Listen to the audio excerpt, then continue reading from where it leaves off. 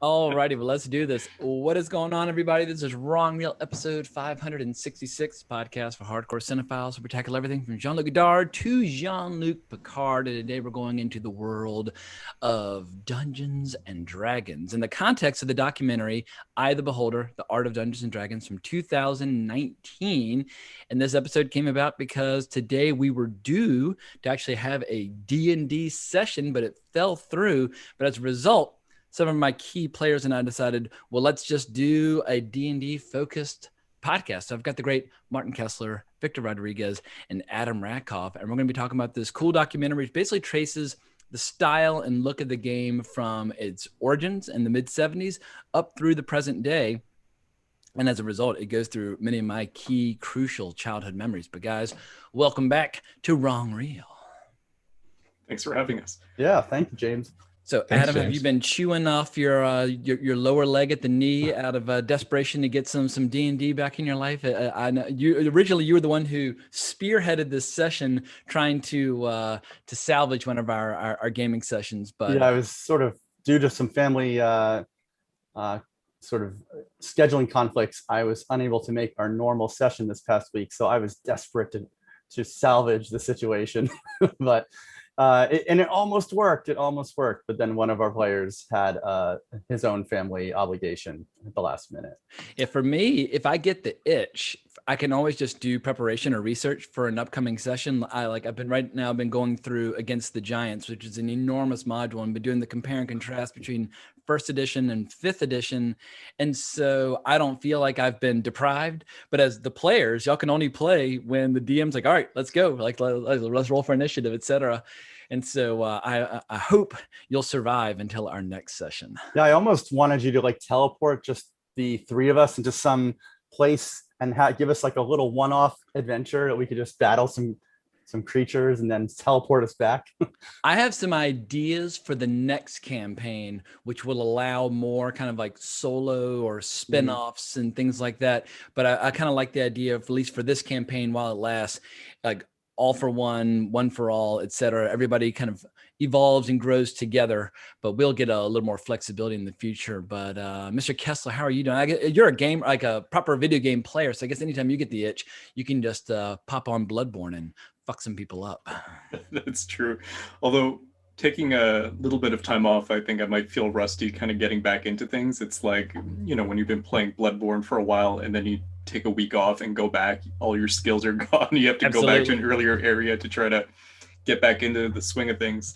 I'm going to have to be like, oh, what's initiative again? Exactly. So, well, before we go any further, I do want to do a quick shameless plug of some work that Victor Rodriguez did with me recently, where he was kind enough to do a dramatic reading of H.P. Lovecraft's The Outsider, which we just posted on YouTube yesterday, and it has some beautiful sound design by Josh Ellis and has this gorgeous poster designed by Tony Stella. So somebody who is a rabid consumer of audio fiction, this was my first experiment in creating some, and I couldn't be more happy with the results across the board. So, Mr. Rodriguez, thank you for knocking that sucker right out of the park.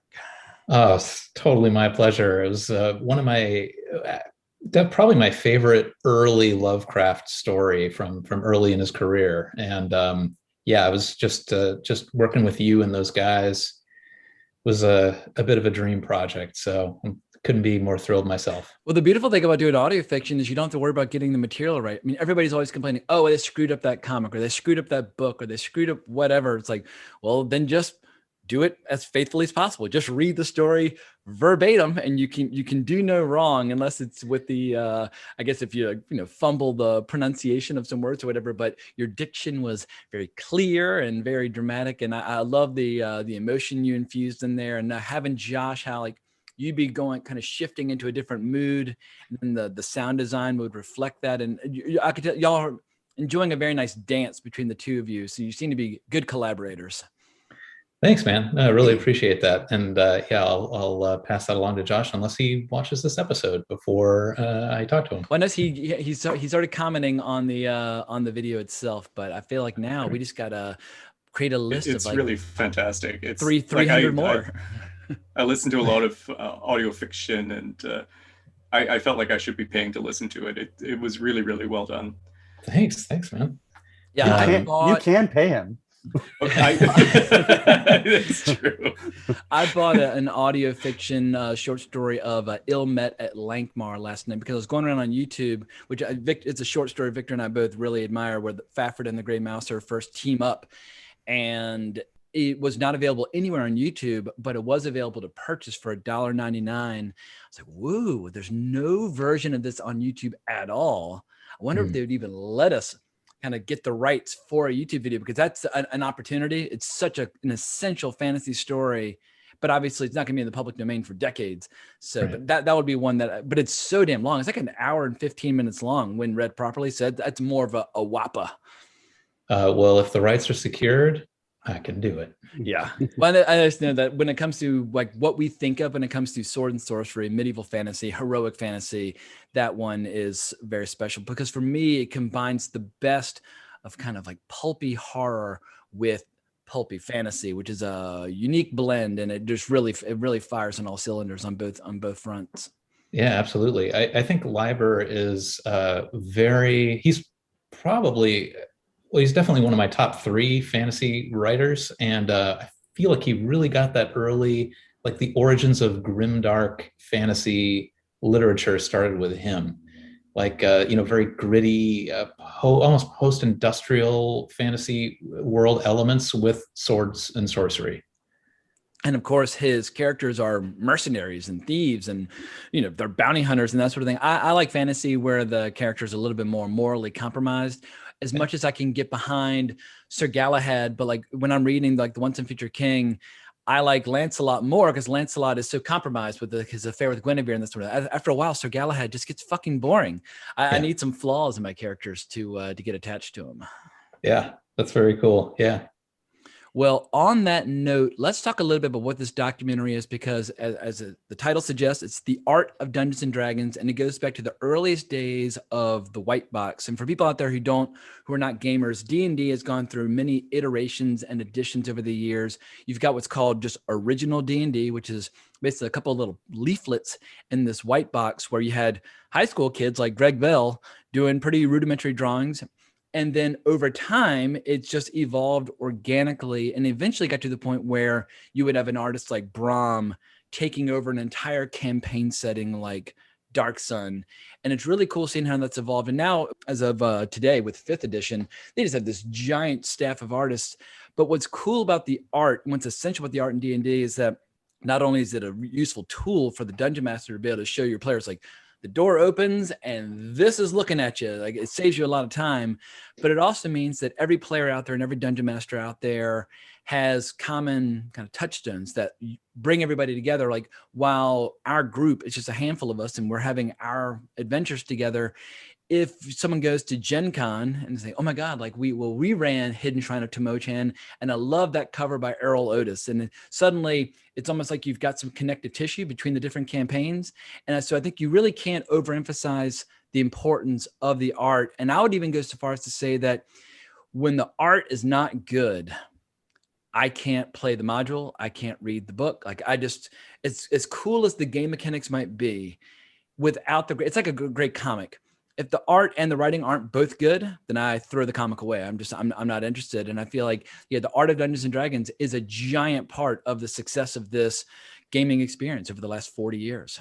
Yeah, absolutely. It's very evocative. Like you open, I remember opening those first edition books and just looking at the black and white line art inside and being super inspired. Well, Adam and Martin, y'all are no longer newbies. Y'all been playing now for like 6 months. So y'all, you know a thing or two. I'm very curious to hear your thoughts on this documentary because y'all are new. Y'all have played 5th edition. You've played a lot of 5th edition kind of renditions of some old school modules. But let's just start with Mr. Rakoff. Watching this documentary, did it scratch your itch temporarily in between sessions? It did. And I actually did watch it a while ago when I first learned about it. I think I even sent you the link to it early on before we started playing this campaign, which is probably 4 or 5 months ago now that we started playing almost every week. And at the time I knew very little. As you know, I was a first time D&D player. I wasn't aware of most of these artists or the or the imagery, although there were a few iconic images that used to grace the backs of my Marvel comics in the 80s and 90s for TSR advertisements. So something like the Red Dragon was a very iconic shot. But besides that, I didn't You mean really like know. the Larry Elmore dragon Yeah. from the Redbox basic set? Yeah, I think Yeah, it's 1983 Redbox basic set where it's quite literally coming out of like the frame, and it's yes. very dramatic. Like even Yeah. as somebody who had no real experience with D&D prior to this, I still recognize that Larry Elmore Red Dragon image as, oh, that's Dungeons and Dragons. Yeah. And there's a couple other images that were familiar to me even before watching this. Like I think some of the David C. Sutherland, the third illustrations, just, oh, that's Dungeons and Dragons. So you can tell Yeah, like without his original Dungeon Master's Guide for first edition cover with like the big giant red demon holding the girl and like the wizard casting a spell and like a big palace on the background. It's iconic. Yeah, and I think, and not just on the back of my comics where I would see those advertisements, but also as we've discussed in the past, growing up in the 80s and 90s, going into Walden books and just going into the sci-fi fantasy section or gaming section. I didn't know what I was looking at, but I would just be mesmerized by the artwork. I didn't know anything about D&D, kind of how it was played, only sort of theoretically. And I would just enjoy looking at the illustrations, and that was it. I just liked the fantasy artwork. So it was kind of fun to revisit it last night before this podcast, because I have now seen probably dozens and dozens of these images thanks to our gameplay. Because one of the nice things that we do through our playing online is you're able to share with us when we encounter a creature. You're able to sort of chat us an image, and usually you share 2 or 3 images, which I really like, showing how those creatures have evolved over the past 4 decades. So a lot of the artwork that they were showing now, I was like, oh yeah, I remember seeing that now. Again, seeing it without context. I killed that creature. Exactly. Put it in the ground. Seeing it without context before we started playing, it was still an interesting documentary about art and about the history of the game, but I didn't really have a lot of personal attachment to the images that I was seeing. But one of the things that I really admire about this documentary is the main sort of focus is that you can't have a game like D&D without artists sort of helping you imagine what these creatures and settings look like, that helps to fuel your imagination. And that kind of goes back to another documentary about the illustrator Chesley Bonestell, who was the sort of father of space art in the 40s and 50s. And it's a really good film if you want to check it out. And he did a lot of iconic paintings about what it would be like to stand on the moons of Saturn or Jupiter looking at the planet. And this fueled the imagination of so many scientists and people that went on to work for NASA and actually helped get us to the moon and so on. So it's just really telling that artwork has such an, especially sort of artwork that's depicting things that we don't have any frame of reference of, that we don't have photographs of, or no humans have seen, that these types of illustrators really do play an important role in helping people experience things in a new way and inspire them. So do you think this documentary will work for non-gamers? Because I guess for me, to a degree, it does, because if you're interested in whether it's creating a video game franchise, movie franchise, comic book franchise, whatever the case might be, seeing the steps that are taken over a long period of time to nurture and kind of cultivate both a culture as well as a game system, allowing it to grow and evolve. But at the same time, it's like you're creating a movie where the audience gets to tell part of the story, which is a very tricky proposition, because if you make the world too complete and too filled in, well, there's nothing left for the players to contribute. So how do you create an environment where you have great artists and great storytellers and all this creativity that's just flowing, but at the same time, all the players and the audience essentially can be part of the equation and fill in the gaps? So I feel like we live in the era of all these giant franchises, many of which are kind of crashing and burning. And I feel like if for people who are interested in building their own franchises in whatever context it might be, I feel like this documentary does have value on that front. Yeah, I would agree with that. And I think that just because they're providing imagery that helps to fuel the imagination doesn't mean that you can't create your own imagery or your own version of it for your own stories that you're creating. So, and a lot of artists, I think a lot of players do that. They'll sketch their own versions of these iconic creatures. Especially back in high school. My buddy Wolf Ortega, he used to all he would do in class is draw his character Shirak Dumak, which he was very attached to. And it's like, well, you got to get some work done. But anyway, he was obsessed with drawing his character over and over again. But I think Larry Elmore has the most refreshing attitude. He said he's proud that his art has played a role in pulling someone into either a book or a game that has made them happy. And in the 80s, and Victor, you can probably relate to this, alongside D&D, you also had the publishing of all these great novels. But whether you're talking about the Dragonlance novels or the Forgotten Realms novels or the Dark Sun novels, these covers helped drive these books into like the bestseller list and that sort of thing. And I feel like it's the first handshake between the brand and the audience that invites you into the world. And I feel like, once again, you cannot overstate the importance of the role that the artist is playing. Yeah, absolutely. And I think just going back to what Adam was saying earlier, there's a lot of connective tissue between like the EC Comics artists like Wally Wood and Frank Frazetta, growing into like rock music album covers and D&D. Yeah, Iron Man covers and things like that. Yeah, totally. That's totally fantasy art, and it's the same thing. It's, artists as visual storytellers sort of telling you part of the story of what you're about to listen to or read or play. And then the other half is the text. Yeah, I think when they're at their most successful, it's like a pause either before or after the action. There's one that Larry Elmore did called Cities of, hang on, I've got it written down, right? Cities of Mystery. And you see kind of an innocent young adventuring duo out in the street. And there's a guy in an alleyway kind of gesturing for them to come in. And there's a lycanthrope or like a werewolf kind of like buccaneer with like a knife just out of sight. And I go, oh, wow, this is like right before you roll initiative or roll for surprise or whatever. But as a player, like, oh my God, those two players are totally screwed. They're about to get jumped.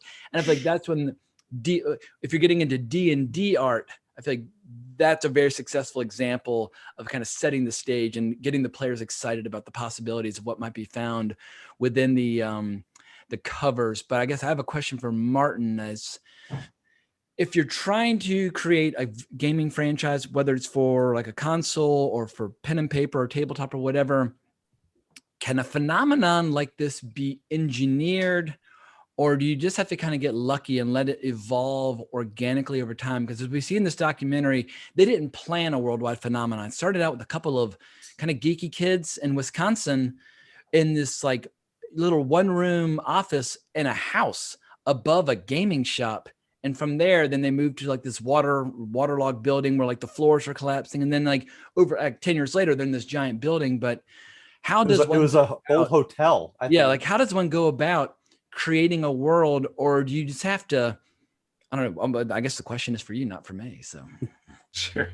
I mean, I'm always interested in these projects, whether it's a film or video game, that involve a lot of visualization. I love looking at the making of alien art books and stuff like that, where, you just see tons and tons of great art, or Jodorowsky's Dune. It's exciting just to see people trying to come up with a world and different artists coming at it from different angles and imagining it in different ways. And I think because D&D has such a long history, over 40 years, it's given it a chance to have so many artists involved and bring their own imaginations to it to make it feel like such a intricate and multifaceted world or worlds that you can enter. And I like they sort of emphasize some of the great art that they show. It implies a story, or makes you start to wonder what the story is behind the art. Like they kind of analyze one of Larry Elmore's paintings with the giant in the background, and it's this sort of snowscape. And Dragon Magazine 140. Dragon Magazine 140, which I actually got in the mail as a kid, just as a subscriber. And you just want to kind of figure out what's going on there, and it makes you want to tell a story in a way by working out what's going on in that painting. And I think like there's a fighter on the ground. You can tell he's been laid flat. and there's a cleric putting her hand on his chest, and you see a little light. She's about to cast a healing spell, and the giant off in the distance, kind of looking over his shoulder back at them, either is like, is he coming back to smash her, or is he just kind of laughing that he's hit the guy? But there's so much narrative there. Yeah, that painting kind of reminds me a little bit of Goya's Colossus. You know, he's got like a trail of wreckage behind him of this town that he's destroyed. Yeah, it's great. That's the one. Yeah, I saw it in the flesh at the Prado in Madrid. So yeah, when I was summer 1993, I was in Spain. We went to the Prado, and at a certain point, one of my teachers was like, "All right, Hancock, I know you're gonna like this shit. Like, I'm gonna show you some Goya." All right, who's Goya? And so even I'd seen like this. I think there's a giant statue of Goya even out front of the Prado. But we went into this special room with all this dark paintings, like Jupiter devouring his son and that sort of thing. I was like, oh my God, this rules. And so, yeah, I'm a fan of Goya. Well, it's cool. There's also the art history kind of component to the documentary too, where they kind of connect this fantasy art to like Hieronymus Bosch and this whole tradition going up through MC Wyeth and people like that all the way to today. And it kind of puts it in a larger perspective that, like, you know, this art comes from a very long tradition in a way, going all the way back to medieval art, or, you know, you can probably connect it even further back to myths from different cultures. And sure, it's interesting just to see that continuum sort of portrayed, and then looking within the realm of just D&D itself, how much that art's evolved and changed over time, but kind of, you know, coming back to the same creatures. Like, it's funny, they showed some of this creature that's like an owl crossed with a bear. Yeah. And, you know, it's just interesting to see different artists take on that time, or even the dragons, you know, talking about, well, you know, this artist, they're going to make the dragons a little bit more feline, or I'm going to look at the anatomy of a dragon, sort of how, you know, the same creature really just evolved visually over the course of D&D's history is really interesting. Yeah, the dragons have evolved visually, and they've also evolved in terms of their stats, because in the first edition Monster Manual, a full-size red dragon, like a group of halflings could take it out. And now they are bigger and they are stronger and much more ruthless. And yeah, y'all gonna fight a full-grown red dragon before long. Y'all are almost ready. Well, Adam, let's talk about your impressions of the early days, because luckily they've been able to interview artists from all the different generations. But as someone who was not playing in the late 70s, early 80s, did any of the artists from that period jump out of you in the context of this documentary? Well, I've always been a fan of black and white, sort of pen and ink, or even pencil artwork. Some of my favorite comic book artwork is sort of the uncolored artwork. I love seeing the black and white, or, you know, either the penciled version or the inked version, like a savage sort of Conan that used to be black and white. Exactly. I think there's something really powerful about not giving you all the color and allowing, again, your imagination to sort of fill in the gaps of the white spaces on the page. So I really admire a lot of that early artwork. I certainly love the acrylics and the oil paintings that came a little later in the early 80s. In particular, like I really like Larry Elmore's.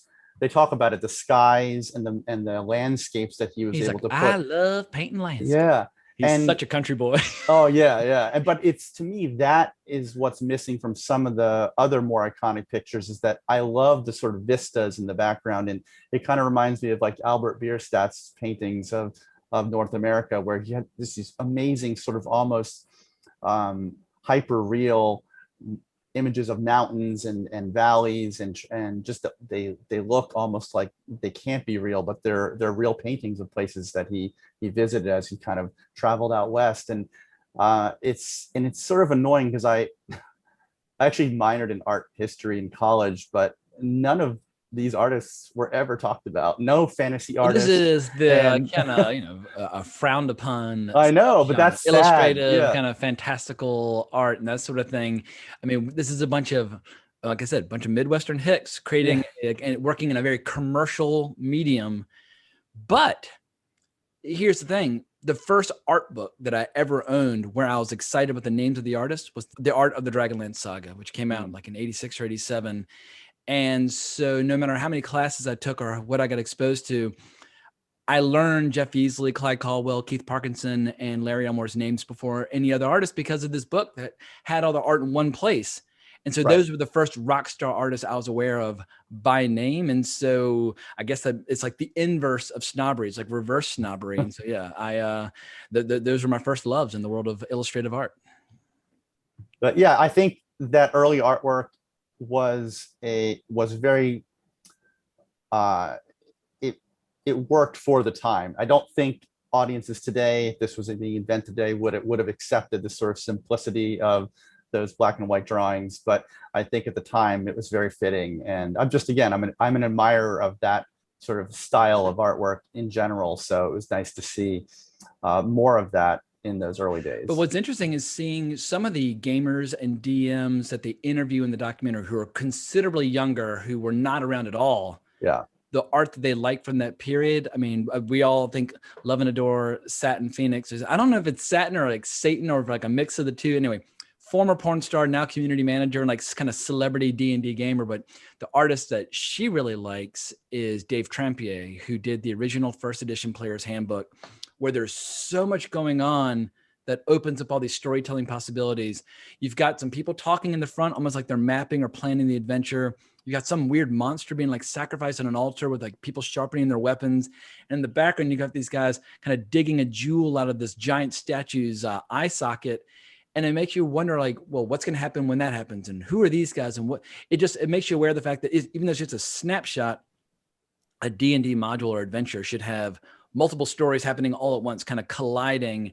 And so I do think that some of that first edition art translates very well to the younger generation who have like a little bit of like, I don't know, I guess a fascination with kind of retro gaming or novel, like there's a novelty to that old school late 70s, early 80s flavor. And they even talk about in the film about a lot of people playing retro D&D where they're basically trying to recreate the experience of what it was like in the 70s without any of the modern changes, without the quality of life improvement. That's the thing. Fifth edition has a lot of quality of life improvements that streamline and simplify things, but it also has a lot of things that complicate the game and make it slower in terms of combat. So I get the appeal of keeping one foot in both worlds, which is what I'm trying to create for y'all.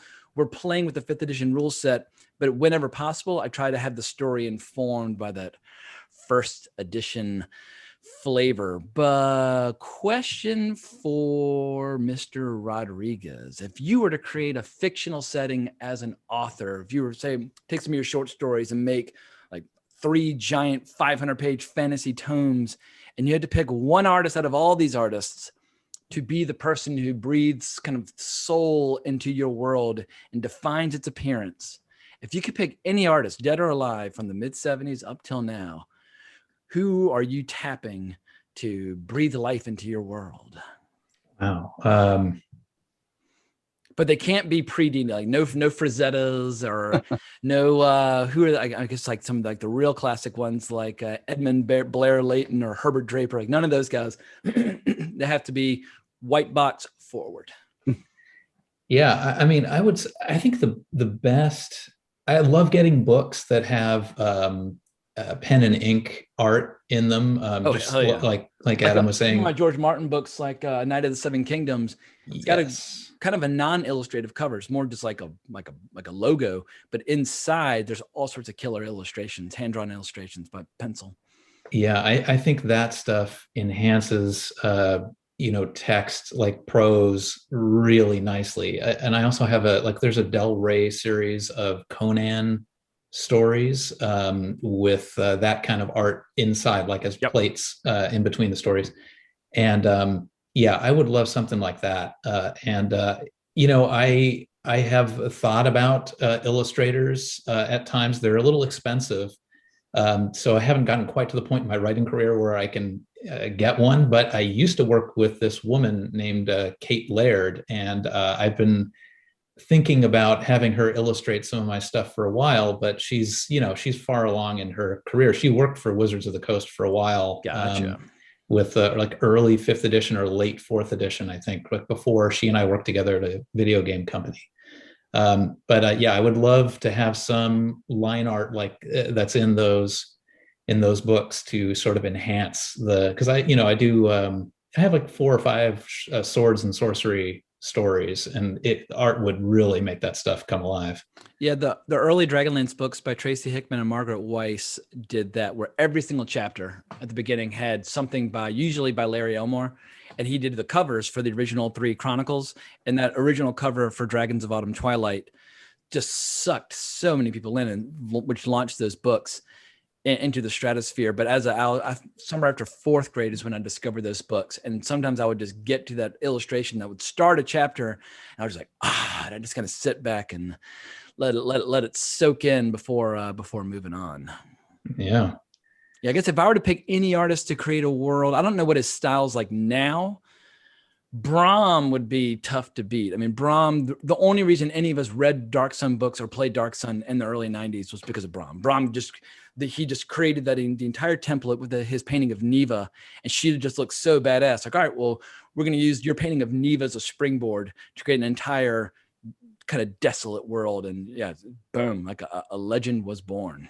You really feel like Brom's artwork just has its own world to it. And, he has such a distinct style where it's this kind of like BDSM, Wagnerian kind of mythological land, the goth Valkyries with Palsats and things like that. It's, I don't know, some of the more recent artwork, it's a little bit busy for me. Like, I do like the kind of graphic simplicity of a lot of the earlier work. And like a lot of my favorite artists in general, it's like Paul Kalin, Jazz Age art, or Alphonse Mucha, or like ukiyo-e woodblock prints. Like, they're very kind of simple line work, and I don't like some of the digital art. I find like it's a little bit busy for me, but Brom's art, it's just got like a weight and a power and darkness to it that really captures the imagination, I think. It's something lost in the digital age when it's not like an actual physical canvas, because like obviously throughout the 80s they were making oil paintings. And of course, there's a famous incident where they're having a rubber band fight, and somebody shot a rubber band across Jeff Easley's painting, and like, and they just kind of sneak in and try and he wasn't there at the time. Yeah, so he wasn't. They were like trying to repair. But I do love the fact that they originally were just creating like proper oil paintings, and now I do. I mean, Tom Jacobson's really good, but I like there's something great about how tactile and physical those early paintings were. And it brings up a part of the film that was heartbreaking when they talk about how much of the artwork, the original paintings, were basically put in storage, and then at one point they were almost all discarded because they almost threw away the player's handbook. The most iconic D&D image ever almost got thrown away. And many others. It was when Wizards of the Coast purchased or acquired TSR, they just started finding all this old artwork from 10, 15 years earlier, and they didn't know what to do with it, so it almost got discarded. So thankfully there were enough people, they said, who knew what the value of this artwork was, and they were able to, I guess, get some of it back into the hands of the original owner artists, which is amazing, because I don't think any of these artists ever anticipated these being considered great works of art, and that there would be collectors one day that would pay hundreds of thousands basically of dollars are collecting them like them. People would do like classic comics. Exactly. We cannot overemphasize this enough. In the late 70s, it was kids. It was a bunch. I mean, like Jeff D left high school early and then left art school early and was basically like an 18-year-old knucklehead working at TSR and creating all this killer stuff. And I love Jeff D's style. It's one of the quintessential early guys. But 19, 20-year-old kids just don't have any real like historical perspective, or no one knew what they were inventing, or that it would last 40 years. It could have been a flash in the pan. And yeah, it's so funny how it started out as almost like a garage band, but it seems like by the time they got to the 80s, it became big business, and they started realizing like, all right, there's real money here, and there is like a corporate hierarchy. I mean, there's that great incident where Larry Elmore kept getting one painting rejected, and he wanted to talk to Gary Gygax as to why. I'm like, oh no, you can't talk to him. Almost like he's like, sitting on a throne somewhere. So you could tell like there were levels of like corporate I guess hierarchy that had been added by the time you get to the 1980s. Yeah, when you mentioned how they started out basically in this house where the first floor was like the shop, and then on the second floor it's where they had their offices, and it just reminds me a lot of like Steve Jobs and Steve Wozniak starting Apple Computer in a garage. And, yep. there's something very romantic about the 70s, about all these great companies starting out in such modest ways. And or even in the 90s, Jeff Bezos and Yeah. Amazon selling used books out of his garage. Now he's the richest person on the planet. Yeah, very true. Well, let's get into some of the paintings that pop up in the movie that y'all have experienced firsthand as players now. Did it kind of surprise you watching it last night? We were like, oh, now I know what that is. We've been there, done that. Like I know what the contours of those rooms are like. Yeah, there was something that showed up in the movie that was from White Plume Mountain. I think it was the dudes like stumbling through the tumbling the tumbling cylinder. Is it Jim Rosloff? Like, yeah, Jim Rosloff. Rosloff. Spinning tunnel. Yeah. Yeah, Rosloff is fantastic. He has one of my favorite bits of art in first edition D&D, and that is, I think they also cover this in the movie. It's the one of Thor wielding his hammer on the Midgard serpent, and it's just gorgeous. And that totally reminds me of Muka, like that sort of Art Deco style, but also mixed with Celtic imagery and of course Nordic imagery. And how Thor dies in the myths as he fights the Midgard serpent and kills it. It expels all this poisonous gas, and they die together. And got my Neil Gaiman Norse mythology book over here, which I could not recommend more highly. It's fantastic, but he captures that death scene really well. But as a kid, it was just so confusing going through the Norse mythos section in the book and comparing and contrasting with my understanding of that world through Marvel Comics. But that art at the time was so, I just went over that section over and over and over again because I was so fascinated by Thor's stats and Odin's stats and Loki's stats and that sort of thing. And if we ever do a first edition campaign, I'm sure y'all will encounter them at some point. But speaking of deities and demigods, one of the more interesting chapters in this entire artistic saga is how my favorite D&D artist, Errol Otis, was hired to do all the Cthulhu mythos and the deities and demigods. As it turned out, TSR didn't have the rights to any of these characters.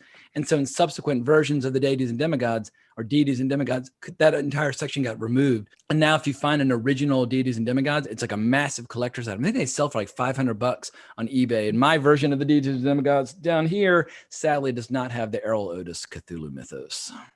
I do have the original edition of Deities and Demigods. It's in pretty sad shape from riding in my backpack over to friends' houses hundreds of times. Yeah. But TSR at the time got rights to Fritz Leiber's Lankmar stuff. Yep.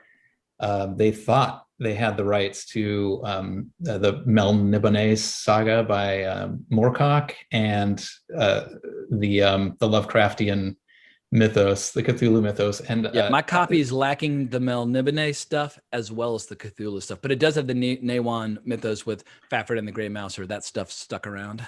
Yeah, apparently it was a rights issue. There was another game company that made the Call of Cthulhu called Chaosium, and they had actually first secured the rights to Melniboné and Lovecraft stuff for role-playing games. And I think all these titles belong to Arkham House, that kind of independent publisher, and they just licensed it out again. And when people found out, that's when all hell broke loose, and there's a lawsuit, and subsequent Deities and Demigods did not have those two. What are the stats like on Nyarlathotep? They should be incalculable, impossible, and hideous. Yeah, some of those Cthulhu characters or some of the characters in the mythos, how do you assign a hit point value to something that's like almost like like an infinite being and so on and so forth? But I guess they figured it out. Because it seems like 400 seems to be the cap, no matter how powerful you are in that book. Like Odin's got 400 hit points and so on and so forth.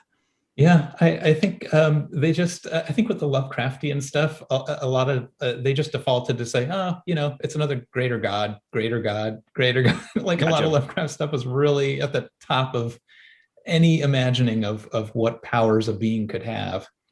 Yeah, one of the ones I looked up the art online, and the creature that I really enjoyed that Errol Otis captured is the monster from the Dunwich Horror that eventually gets revealed over time in the short story. And as described by Lovecraft, it's just insanity. and you can kind of have an image in your mind of what it might look like, but Errol Otis went above and beyond and created a genuine monstrosity. So yeah, he just knocked it out of the park. But Errol Otis is funny. I would not say he's the best artist objectively by any means of the bunch, but there's something about his really distinctive, original, unusual style, whether it's covers for modules like Dwellers of the Forbidden City or the cover to the Deities and Demigods. His style is just for me so evocative of a certain mood, or like the 1981 basic set. I think that's absolutely iconic.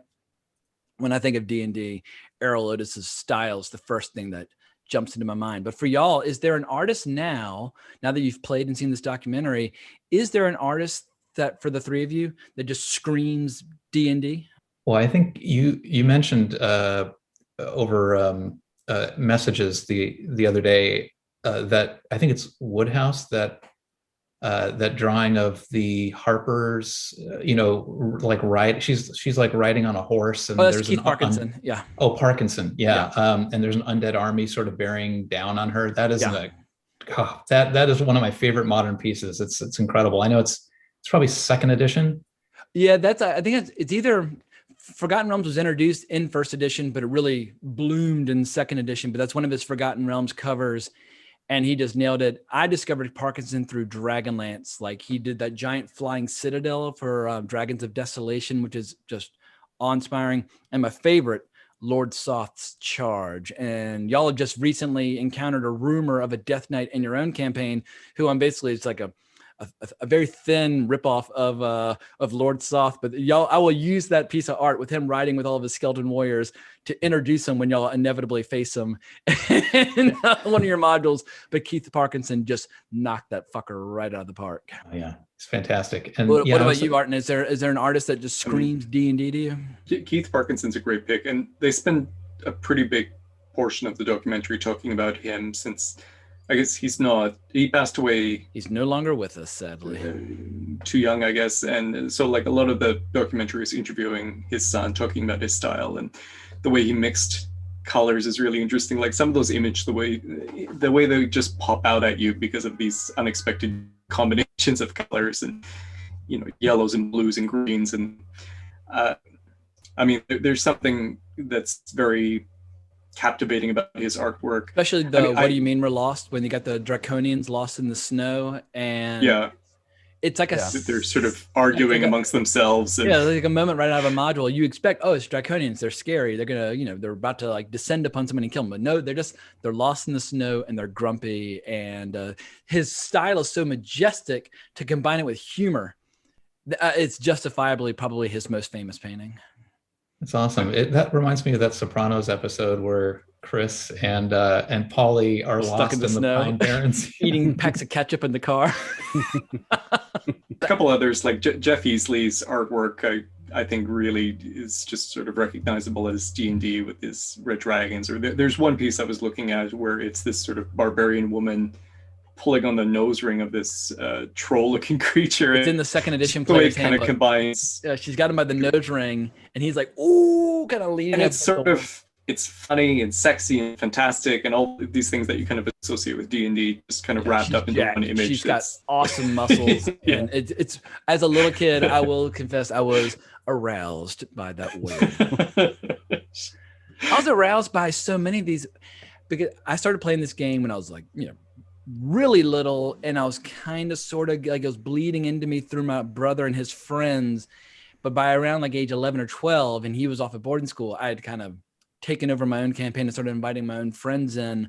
But all my formative years, I'm looking at all these books, and even though the game at the time was being marketed to 12-year-old kids on the bookshelves in Toys R Us, a lot of nude art and erotic art did manage to sneak through, same way like PG movies in the late 70s and early 80s used to have, butt cheeks and things like that. And so there was a little bit of sexuality in the art at that time, which is, I think, sadly kind of not frowned upon now, but it's just largely missing from current D&D art. Because I think there's been like a lot of criticism, like they sort of talked about that with the Clyde Caldwell artwork, the critiques of, women in chainmail bikinis and lots of cleavage and stuff like that. I think was sort of the target of criticism for even within their own ranks. Margaret Weiss was horrified Yeah. by the way he depicted Goldmoon and Dragons in Despair. She's like, Yeah. that's not Goldmoon. She's Goldmoon's holy. Yeah. He's holy. It's like, yeah, all right. So yeah, from that point on, she got pants. But Yep. Mike Caldwell, to his credit, as of 2020, is still active and still drawing beautiful women. And now that he no longer works for Dungeons and Dragons, he can draw them with as few clothes as he likes, and he still does the same thing. They have like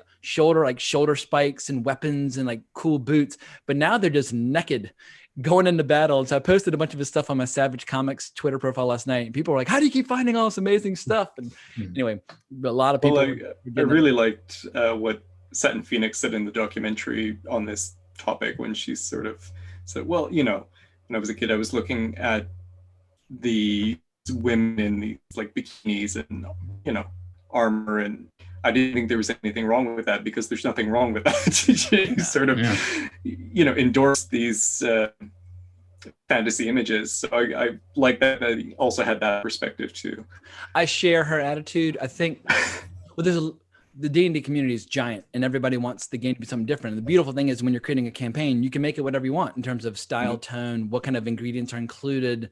For me, I do want people in bikinis with giant tits with like a battle axe, you know, burying it in someone's skull. That's part of like heroic fantasy for me. So I think if I were to be lucky enough to be at the same table as Satin Phoenix, we would see eyeball to eyeball on the style and tone of a D&D campaign. But Adam, what about you? Any particular artist that just defines the essence of this game for you? Well, again, as a new 5th edition player, I've been seeing more on my own of the 5th edition artwork, and I certainly really like Tyler Jacobson, who they don't talk about in the documentary, but he does have a Kickstarter campaign that you pointed out going on right now. So it looks like it's going to be a great sort of art book that he's putting together. Yeah. And he might have the record for the best red dragon ever drawn by a human being. It's on the Dungeon Master screen for 5th edition, and it's just glorious. Yes, I would definitely check that. I think he's raised almost 60,000 so far, way past his goal. But I'm a fan of art books anyway. So even if I didn't play D&D, this is the kind of book I might just want to have on my bookshelf. But in terms of like the old school artists, definitely, because you've been sharing a lot, as we said, during our campaign, you shared imagery and you've shared a lot of Jeff Easley's artwork. So I've definitely grown fond of his work. And really, as I mentioned before, I really liked Larry Elmore's paintings, because I do like the landscapes and skies that he paints. I think they really do add sort of a depth, and it's a little more world building in that sense. You're kind of creating not just characters in a sort of dungeon setting, but you're seeing these great vistas as well. So through him, we get a lot of insight into the craft, which I liked how when he shows like those wooden planks that he uses over his canvases to rest his arm on. Oh yeah. And you see how over decades, like the paint has built up on that wooden beam as he's kind of dabbing his brush on it to clean the brush. And now it's like this giant 3-dimensional chunk of paint that's accumulated over the decades. It's kind of like the equivalent of a artist's callus on their finger. Like over decades, their finger just grows thicker and thicker. So the layer of skin builds up, and you can see that they've done a lot of work. I liked he mentioned in the film how there's probably a little bit of paint from every painting he's ever done on that little piece of wood. And that's kind of a cool thing. And it's signed on the back. So one day someone might get to own that. I would love to have that. Yeah, Larry Elmore was one of my heroes as a kid. And I like how when Keith Parkinson first started at TSR, he thought that by using photo references and models that perhaps would make the painting less his. He's like, look, man, he's like, Larry Elmore was like, as long as you take the picture and you draw it, it's yours. And like, it's just, he's such like a country bumpkin in the best kind of a way. And he's like, man, we were just making this shit up. But he was using things like, when he had never drawn a dragon before. So when he's hired, he's like, all right, well, I'm going to look at pictures of lizards. I'm going to look at pictures of dinosaurs. I'm going to look at pictures of all kinds of things. And it informed his work. And so, yeah, Larry Elmore was not afraid at all to whip out the camera and whip out real life and then use it to infuse his drawing. And I think if you're, as an artist, and I've done illustrations before too, if you're taking your own image, your own reference photos, you're posing the people or the objects, and you're picking the angle, you're essentially a cinematographer. You're just then going to translate that image into artistic form. So you're deciding how it's going to be lit. All of that is part of the process for a lot of artists. It doesn't necessarily have to come purely out of your imagination. So I think it's a great tool, and I don't think there's anything wrong with artists taking their own reference photos. Agreed. And one thing I think is missing from current iterations of D&D that I think should get rediscovered, even if it's for maybe perhaps another RPG, but humor and eroticism were definitely much more prevalent in first edition. Now they're largely gone. But like one of my favorite images is it's a tiny little drawing by Dave Trampier, where you see an adventurer following a ball of twine, like he's clearly left behind so he won't get lost in the maze. And on the other end of the twine is a troll winding it up, luring him in. Almost like the troll is fishing. And that shit just makes me howl with fucking laughter, because obviously players are taking all these precautions to survive and not get lost and that sort of thing. And as I look through all the modules and all the reference books for fifth edition, none of that's present anymore. And so I feel like that there is something about that first edition humor that has a ton of appeal to me. A lot of the Tom Wham art is really funny. Like it would be right at home in maybe Mad Magazine or something, or like Far Side or something like that. There's a couple of mind like flayer shooting his beams at a party. It looks like something you would see like in like the Sunday morning funny papers. There was a piece they showed, I think it was Daniel R. Horn, his painting of the Beholder, where I guess it's enchanting somebody, and it's done as this like almost romantic kind of the Dragon piece, magazine really cover. Funny. Yeah, it was like, the Valentine's Day issue. Yeah, the guy's holding out a flower and the Beholder's got lipstick on, but Daniel R. Horn. Daniel R. Horn's really good. His stuff's great too.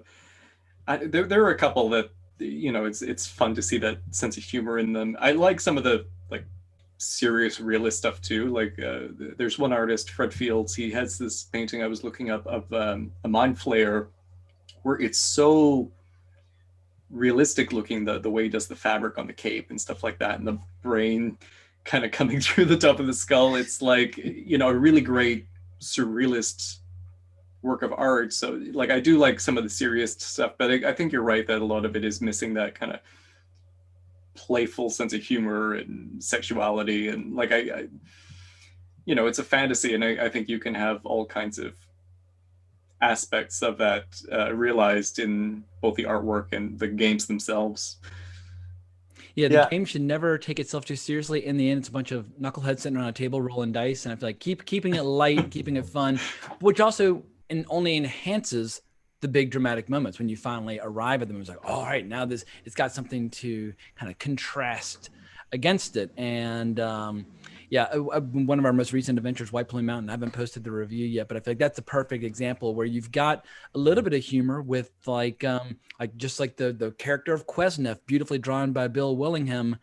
And then, of course, you got the big dramatic moments, like his drawing of Black Razor on the back of the cover of the module. Like, whoa, that's totally badass looking. That looks like something straight out of like, you know, Elric of Melniboné. So I feel like that module is a great example of the contrast between the humor and the serious. And that the illustration by Bill Willingham of Black Razor that you shared with us while playing White Plume Mountain, I saw that in the documentary. You mentioned how, did you see any imagery? And I was like, oh, there's Black Razor, you know. It was really fun to see that, you know, with the sword that almost has like the Marvel universe stars and planets inside it. It's like eternity, but in the shape of a sword. Exactly.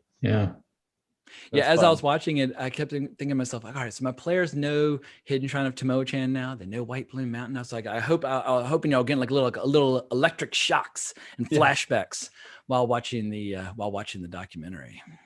Totally. Definitely. Yeah. I mean, the Shrine of Tomo-chan was one of those few modules that was designed for tournament play that just had plates of art in it. And James, you were really cool about sharing all the versions of that through history. Of course, I had heard about the modules in first edition, but I was totally unfamiliar with anything they did with them after that. And it was really nice seeing how the art evolved over years while we were playing.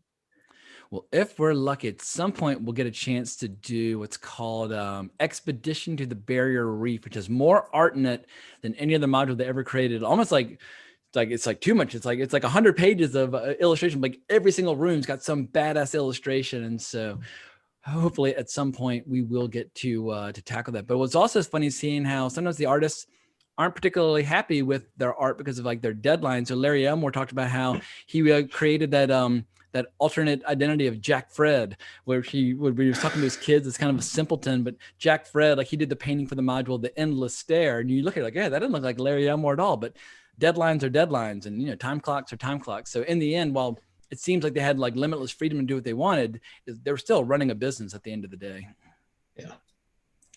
Well, Yeah, you what mentioned have we not gotten to, because there's like, I feel like there's the first edition era, there's like the mid 80s Four Horsemen era, which is like all Dragonlance, which is just incredible. You get the early 90s second edition, like Ravenloft, Clyde Clodwell era, mixed with like Dark Sun and Planescape. And then you get, they don't really get into third edition and 3.5 all that much when Wizards of the Coast bought TSR and did a revamped version of the game. Because first and second edition, they're compatible. You can play a hybrid of the two, and they're different, but they have a ton of overlap. And second edition is basically a refinement of first edition. So for like the first 17, 18 years of the game, it all worked together. And then when Wizards of the Coast swooped in, they basically obliterated it, reinvented it, then did fourth edition, and now did fifth edition. But I feel like the fifth edition artists get a lot of love, but it seems like they're almost very deliberately avoiding giant chunks of D&D history in the context of this documentary. Yeah, it's really interesting. I semi-collect this book, this art series called Spectrum, which is really all about fantasy art. And there was at some point, like in between the first and second editions of D&D, there was an explosion in fantasy art of realism and draftsmanship and technique. And this was definitely before the digital days, but the art just seemed like it grew up overnight in general. Like, you know, fantasy book covers, D&D albums, all that stuff was greatly evolved, and it has just kept like evolving at light speed. Tor books. I don't know how many thousands of fantasy novels they've published over the years, but they need art for all of them. And so, yeah, once again, as Adam mentioned, you walk into Walden Books in the late 80s and you had like your fantasy section, which was just like the shelves are breaking under the weight of all those books. And then you had like your role-playing game section. We had all this great covers as well. And so, yeah, the art definitely kept getting better. Clyde Clodwell, like the detail he would put into the armor was so cool. Or Jeff Easley, they were just so dynamic. I mean, as y'all remember from one of my introductory videos that I did with Moose, I stole his painting of the Magister and gave that appearance to Caraptus and things like that. And so I'm still drawing inspiration from that art from that period to the present day. Absolutely. And that's a couple artists. Oh, sorry. Oh, no, I was just going to say those books, the Elric Melna Benet books that are like I think most of them are drawn by Michael Whelan. That was definitely a precursor to the D&D push, like in the early 80s. He was right before that, I think. But, he's more of a fine artist, but it really catapulted me into that world. And since those were the first fantasy books that I read, that's sort of the foundation which all my love of fantasy is built on. Yeah, and of course they all owe a huge debt of gratitude to like Conan the Conqueror, that great poster with by Frazetta with like the giant snake and he's chained up. But one artist who I think gets sadly overshadowed or kind of ignored because he was mostly doing things like doing maps, but Diesel LaForce. He seems like he just had such a great attitude. Like he wasn't necessarily as talented as everybody else, but he worked there for 20 years. He loved showing up to work every day. He would sneak in early by climbing up a dumpster so they could get through past the locked doors. And while it's not as sexy, if you're doing the maps to the Tomb of Horrors and designing how secret doors work, or one-way secret doors, or one-way mirrors, or barred windows, whatever, so much of the gaming experience is interacting with the maps. I mean, as y'all see on Roll20, you have your little token on the maps. And I feel like Diesel LaForce, we owe a huge debt of gratitude to him for basically inventing so much of like the visual mechanics of how the module actually flows. And he developed all the sort of the key symbols, like a dash and 3 dots and a dash is for a portcullis. Like whatever, like you have to somehow, everyone has to learn what these symbols mean. If it's a one-way door or a secret door, like all these things have to be developed, and it has to be consistent through all of the maps. It doesn't obviously matter as much in the Roll20 gameplay, but back in the day, obviously that was a crucial part of the experience. Yeah, and I just love his positive attitude. He's like, I was just happy to be there. I was happy to do anything. And yeah, he had a very long, happy, healthy career, drawing monsters and drawing maps. You can tell there's a very friendly, competitive rivalry between all the artists, but they also were being very inspired by each other. And it just seems like at that time where you had all the four horsemen in different corners of this giant office and all these other freelancers working in between, it must have been so much goddamn fun to show up to work every day. Yeah, one thing that's interesting, and I may be wrong, but it seems like most of the artists were, on staff. I know they mentioned sometimes they would have to sort of farm out the occasional job to a freelancer, but there weren't a lot of the other sort of superstar fantasy artists of the day who were doing, whether it's Boris Vallejo or others. They never seemed to sort of say, to reach out to them, hey, could you do a cover for us? Could you do something really iconic for us? It didn't seem like that happened. Or like when I was a kid, one of the artists that I first was sort of introduced to for sort of fantasy painting was Earl Norham, who did like a lot of Conan magazine covers and He-Man books. And like, I would love they were probably too expensive compared to maybe like that's what I was wondering. Like, it would have been interesting at that point, because he would have been he was working heavily in the 70s and 80s. Same as Frazetta. Probably was just probably priced out. Exactly. So they obviously decided it was cheaper to kind of hire their artists and bring them or to groom them from the ground up. Like when Larry Elmore came in, they're like, all right, well, we'll double whatever you're making elsewhere. But it seems like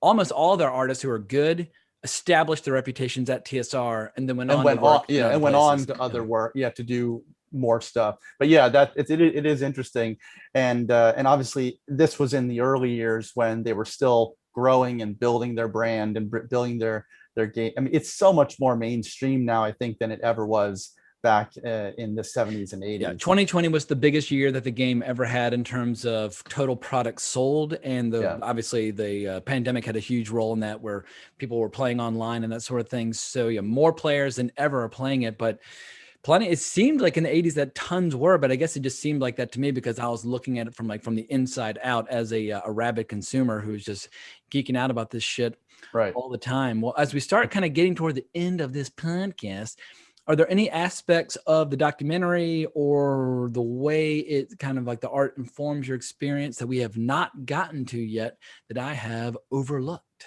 Yeah, well, I just wanted to mention, and I'm not 100% sure of the artist. I think it might be David Sutherland, but there's that plate of the Paladin in Hell, which is in the first edition Player's Handbook. Yep. Super inspiring. It is David Sutherland. Yeah. David Sutherland III.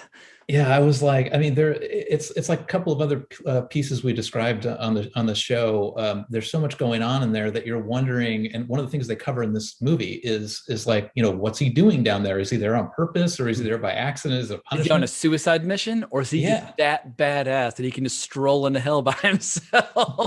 But no, I saw that and I was like, man, I would love to play a character like that. And finally, after 40 years, I'm playing a character like that in your campaign. Well, I'll do you one better. I've already got plans in a really unusual, kind of unpredictable way to actually try to find a way to insert you into that moment so you can actually experience it firsthand. But you got to get there first. You got to earn that moment, but it's right around the corner. I'm nervous. Yeah.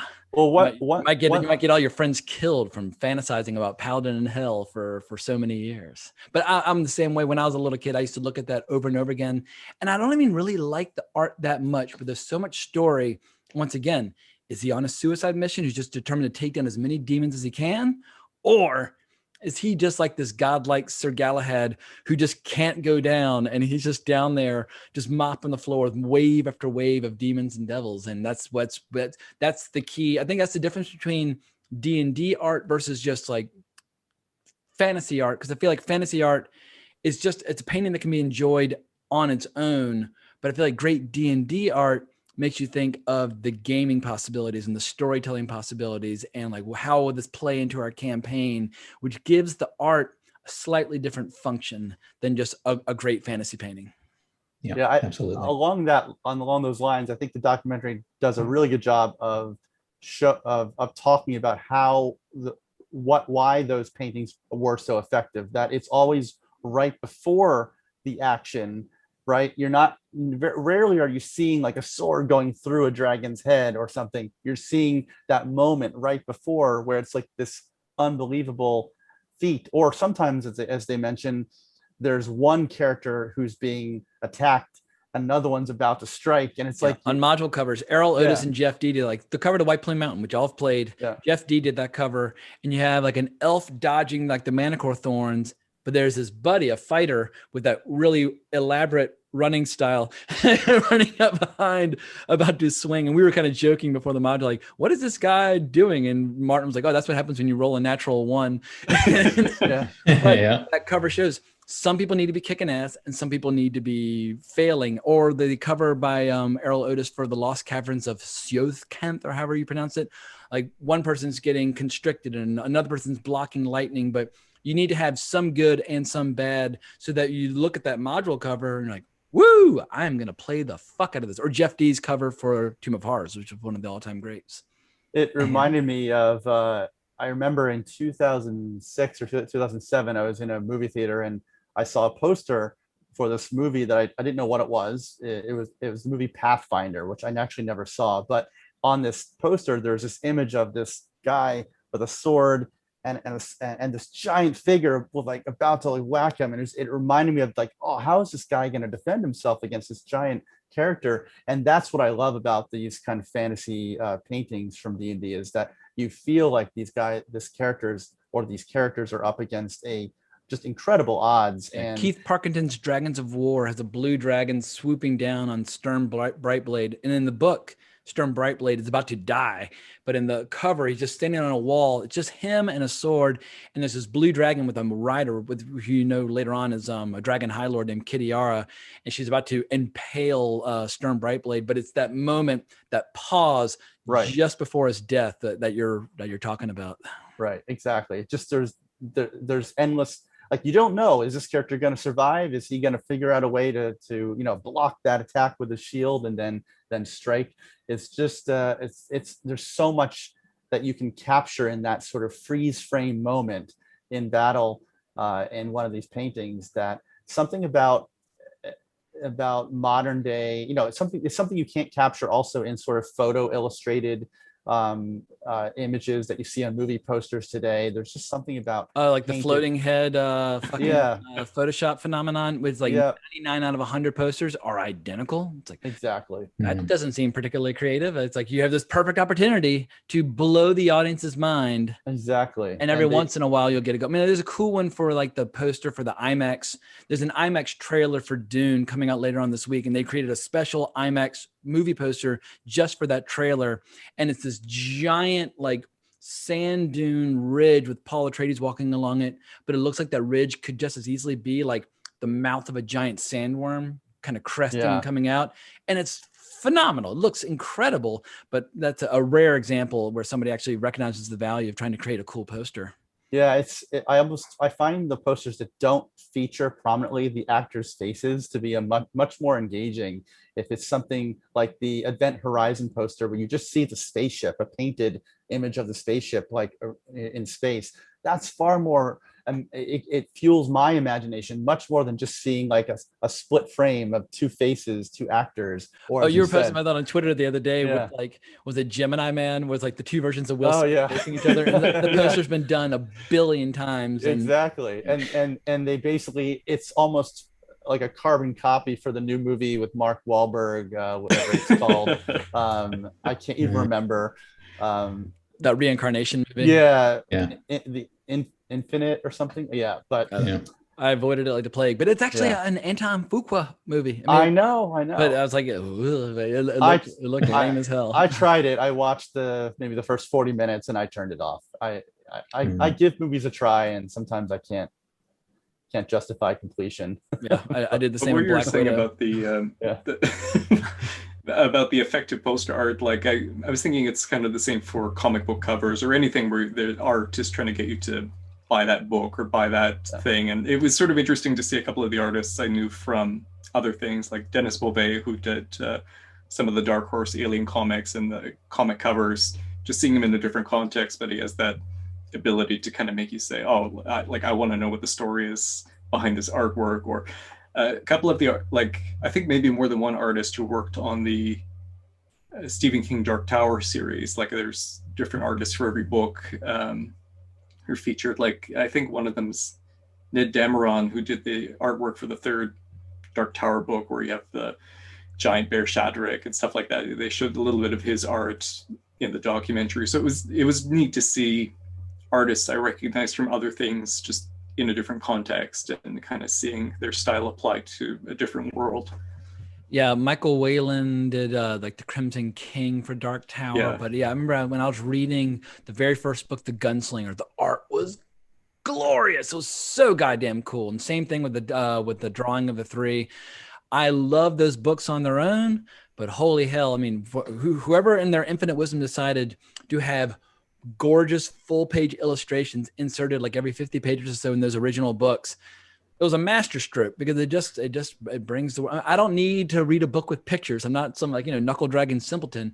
However, when you're inviting someone into a fantasy world, just something to evoke a feeling, just to invite you into that world, and then it's like, oh, this is a snapshot of a much larger expanse that we're now exploring as a reader, as a player, whatever. It's just, yeah, you can never go wrong by investing a little extra cash in some great art. It's interesting. I looked up this documentary on IMDb, and it only had a budget of $65,000, which is kind of remarkable, because it looks like it's well made, and for the subject, it's the only good movie I've seen so far based on Dungeons and Dragons. Like, yeah, exactly. So far. If you look up a when we were list of talking about doing a podcast, and the Dungeons and Dragons film came up as a possibility, and we were all kind of like, oh, maybe not. Yeah, but anytime you look up the top 10 movies based on Dungeons and Dragons, it's like, this is the top 10? Yeah. These are all terrible movies. It's not the top 10, it's the 10 movies. Yeah. The 10 movies.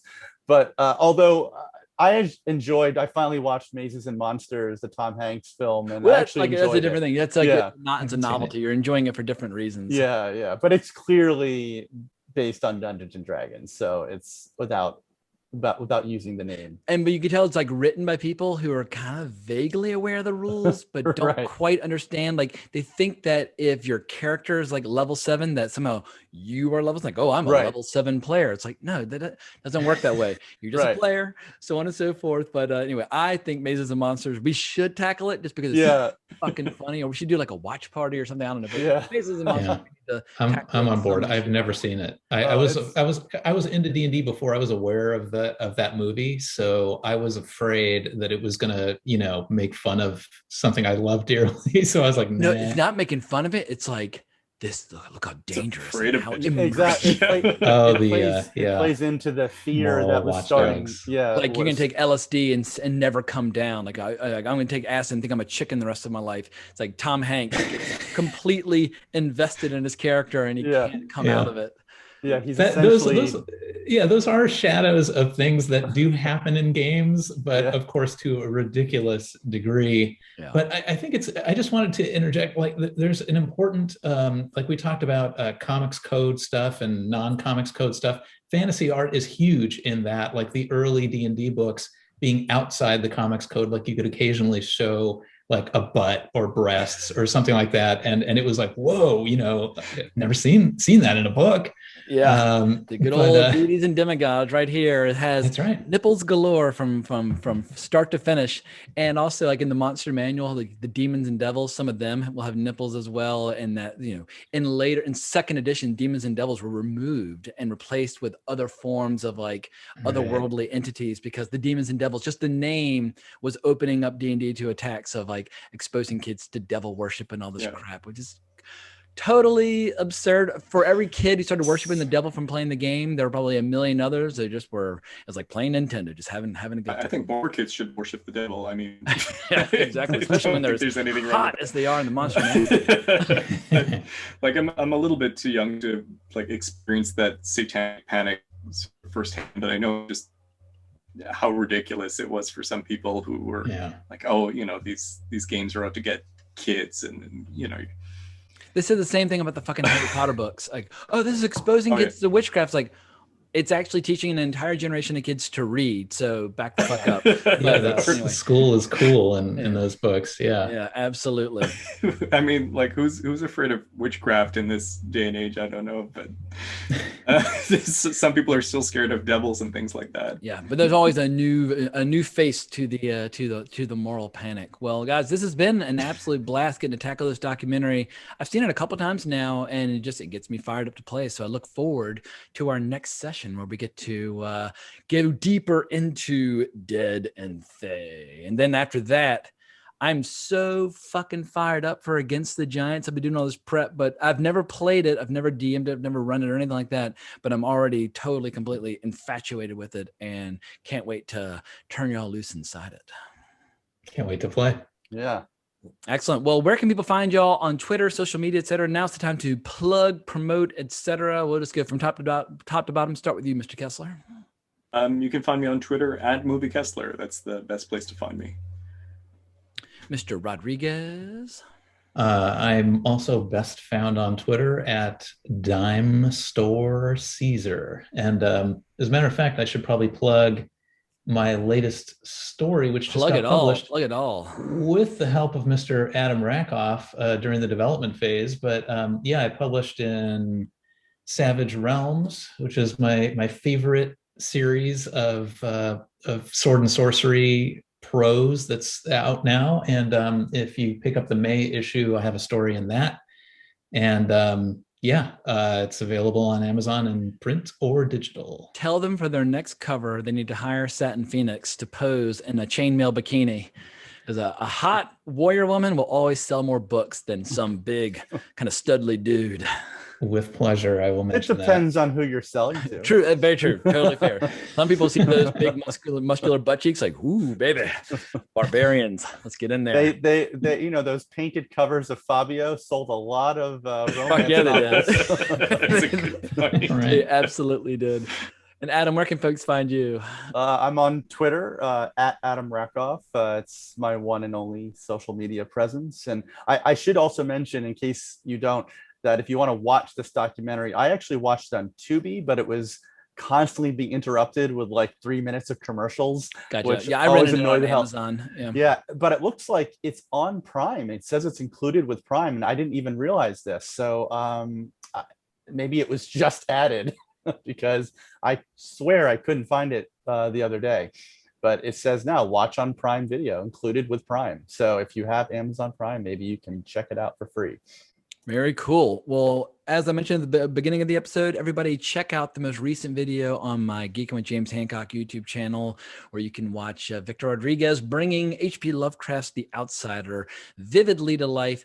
And what I know, I've listened to like 4 times now. As I watch it, I find myself kind of staring into Tony's art and kind of going, whoa, gotta get, but when you hear like the background noise and your voice, I find myself like almost like getting sucked into the painting. So anyway, it was a perfect harmony between the various ingredients. And I look forward to cranking out a hell of a lot more material on that front in the future. But thanks so much for listening. Please remember to like, subscribe, all that good stuff, and hunt me down on Twitter at Geeking Out. And if you have any questions about D&D or whatever, give us a shout. We can always help you get started or give you tips and all that wonderful, beautiful stuff. But thank you so much for listening. We hope you enjoyed it. But more importantly, as always, onwards and upwards.